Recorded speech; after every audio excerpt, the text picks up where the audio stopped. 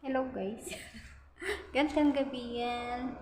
Yan guys, schedule pala natin ngayon ng linis ng sasakyan. O diba, time check is 9, ilan ba?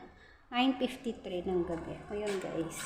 Hindi ako nakapaglinis kanina kasi marami kaming pinuntahan ng mga amo ko. Kaya, now pa lang ako maglilinis ng sasakyan. Yan, sino yung nagsabing mga nasa abroad ay masarap ang buhay? Hindi po.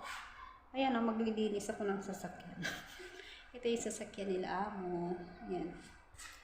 Bali, mayroon pa pala akong trolley kasi bibili sana ako. Yun nga lang, sold out na yung bibilihin ko. Kaya ako yung maglilinis. O, diba guys? Dito sa abroad. Mararanasan mo lahat. O, diba? Mararanasan mo lahat. Diba? Maglilinis muna ako. Update ko lang kayo. Ayan. Yung mga nagsasabing nasa abroad, masarap ang buhay. Hindi po. Ayan o, alas 9, maglilinis pala ako ng sasakyan. Minsan nga alas 10 bago ako naglilinis kasi nga tatapusin ko muna yung trabaho ko sa bahay din. Ayun, linis muna ako guys. Punas-punas lang pag may time. Bye-bye!